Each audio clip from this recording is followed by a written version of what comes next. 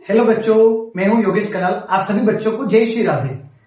हम लगातार DK camp classes में क्लासेस ले रहे हैं। पिछली 4 क्लासेस हमने आपको दी है, लेकिन कुछ समय से मैं आपको क्लास नहीं दे पा रहा हूं। आज पुनः क्लास को अपन स्टार्ट करते हैं। पिछली क्लास हमने द्रव्यमान, आयतन और घनत्व के बारे में पूर्ण डिटेल से पढ़ा था। आज हम क्या पढ़ने वाले हैं? जैसा कि आपने क्लास का थंबनेल देखा, हम टेम्परेचर, ताप के बारे में पढ़ रहे हैं। ताप क्या होता है, ताप का मात्रक क्या होता है, सर हम ताप को किससे दर्शाते हैं, ताप की ऐसा यूनिट क्या होती है, क्या सब ताप के बारे में कोई न्यूमेरिकल होते हैं, इसको पूर्ण डिटेल से पढ़ने वाले हैं। तो आइए बिना कुछ कहे आज का टॉपिक स्टार्ट करते हैं। ताप।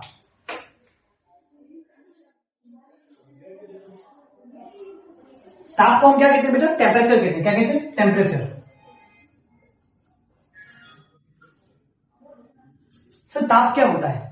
ताप ये होता है कि कोई वस्तु कितनी गर्म है, कोई वस्तु कितनी ठंडी है, उसे ताप कहते हैं। कोई वस्तु कितनी गर्म या ठंडी है, वह उसका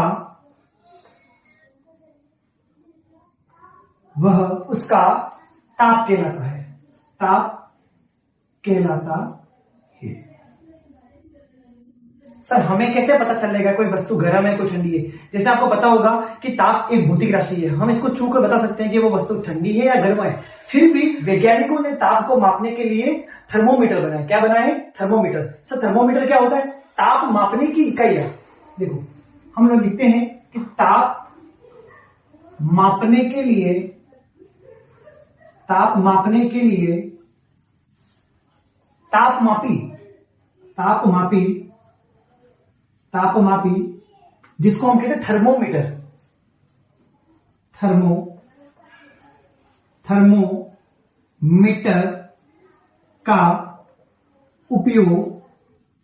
थर्मोमीटर का उपयोग किया जाता है।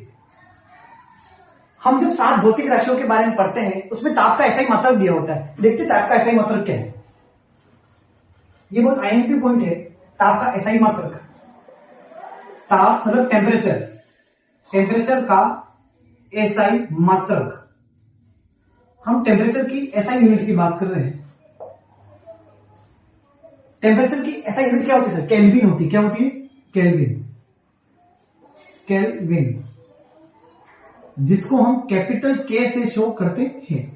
सर हमने तो सेल्सियस, फ़ारेनहाइट और केल्विन के बारे में सुना है। सब ये अलग अलग क्या है? देखिए बेटा, सामान्यतः मैं आपको एग्जांपल बनाता हूं।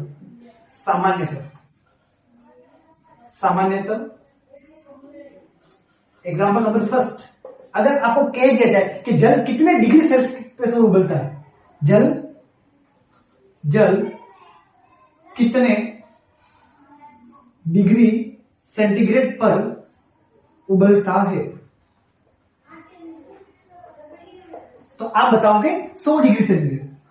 100 डिग्री सेल्सियस, ये ठीक है। सेकंड एग्जांपल और पढ़ते हैं कि मानव शरीर का तापमान कितना होता है। हमारा सामान्य तापमान कितना होता है कि मानव शरीर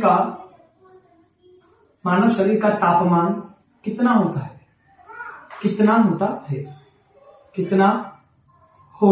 है। तो आप सभी को पता होगा हमारा मानव शरीर का तापमान होता है 37 डिग्री सेल्सियस। 37 degree centigrade. ये तो मैंने आपको ताप का बेसिक बारे में बता दिया है। अब हम ताप की यूनिट्स के बारे में पढ़ेंगे। आप जल्दी से इसका स्क्रीनशॉट कर लेना। आइए बच्चों, हम ताप की इकाइयों के बारे में पढ़ते हैं।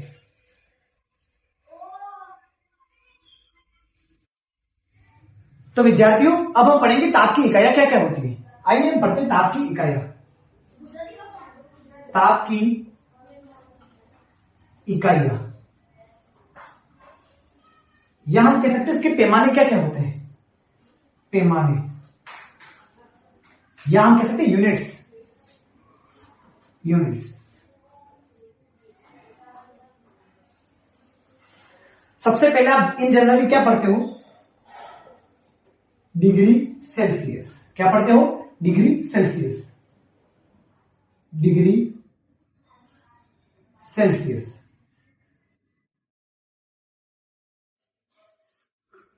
दूसरी हम पढ़ते हैं डिग्री फ़ारेनहाइट।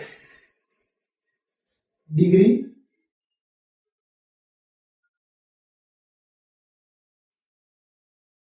फ़ारेनहाइट।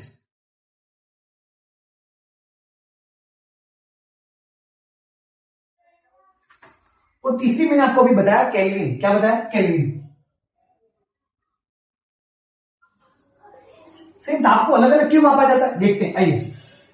अगर मैं आपको सेल्सियस का सामान्य मान बताऊं, सामान्य वैल्यू क्या होती है, इनकी सामान्य वैल्यू पढ़ेंगे अपन। इनके सामान्य मान आपको पता ही होगा, डिग्री सेंटीग्रेड का सामान्य मान क्या होता है? 0 डिग्री सेंटीग्रेड से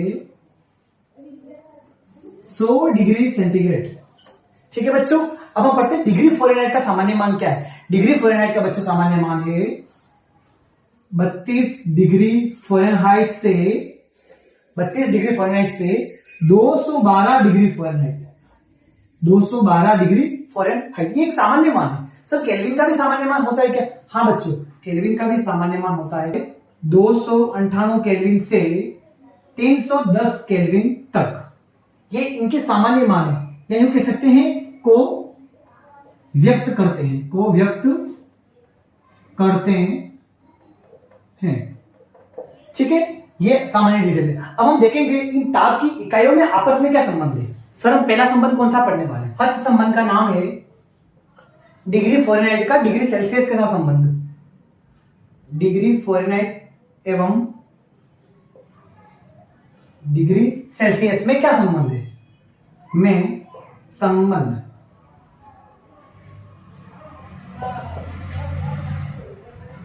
सर ये संबंध हमारे लिए इंपॉर्टेंट है क्या? अगर मैं आपको पूछ लूं कि मानव शरीर का तापमान कितना है तो आप बोलेंगे 37 डिग्री सेंटीग्रेड। अगर मैं आपको पूछूंगा फ़ारेनहाइट में बोलो तो आपके पास शायद कोई जवाब नहीं होगा। देखिए कोविड-19 में जब डॉक्टर टेम्परेचर चेक करता था तो यहाँ पर एक बंदूक रखता था, यहाँ पे ऐसे बंदूक जैसा कुछ एक सिंबल था जिसमें फ़ारेनहाइट में टेम्परेचर मापा जाता था। तो कितना आता था फ़ारेनहाइट में? लगभग 99.99 के पास आता है, तो वो फ़ारेनहाइट का टेम्परेचर होता है। सर ये सेल्सियस में कैसे नापते हैं डॉक्टर?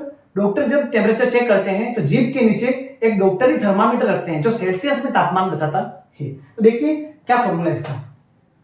अगर डिग्री फ़ारेनहाइट की कोई डिग्री फ़ारेनहाइट का फॉर्मूला होता है हमारे पास 9/5 डिग्री सेंटीग्रेड प्लस 32।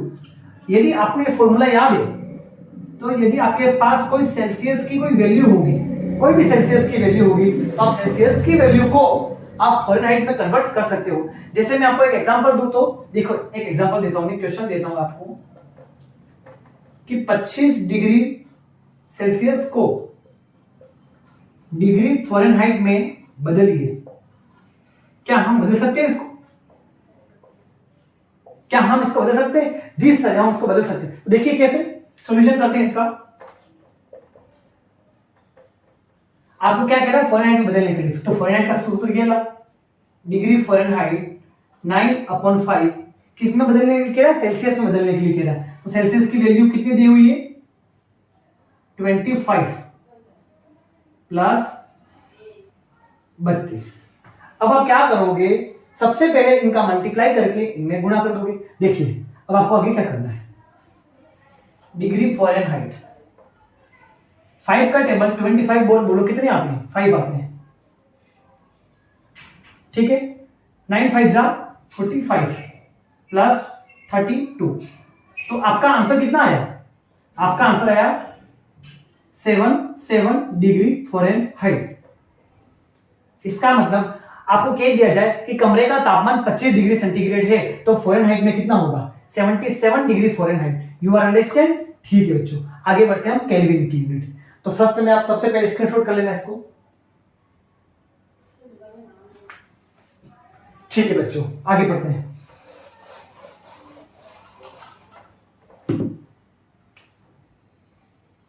दूसरे संबंध का नाम क्या है सर? देखिए दूसरे संबंध का नाम क्या है? केल्विन एवं डिग्री सेल्सियस में संबंध क्या है?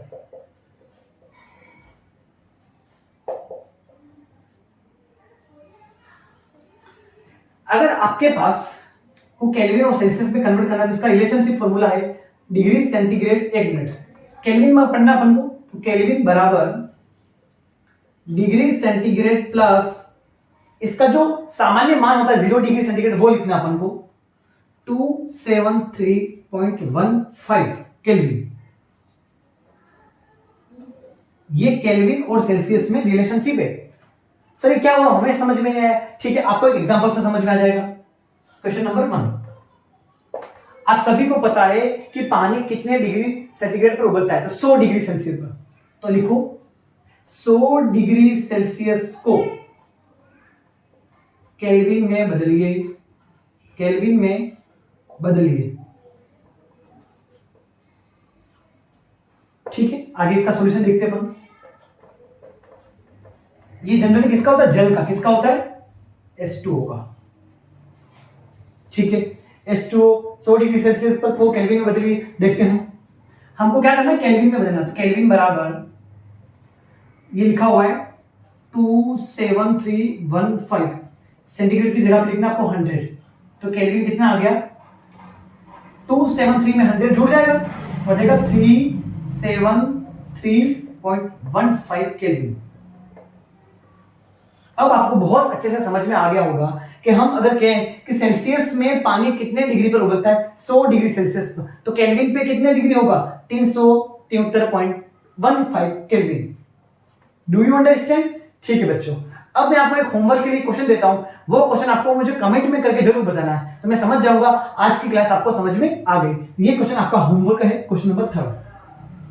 क्वेश्चन नंबर 3 ये है कि 50 डिग्री सेंटीग्रेड को 50 डिग्री सेंटीग्रेड को डिग्री फ़ारेनहाइट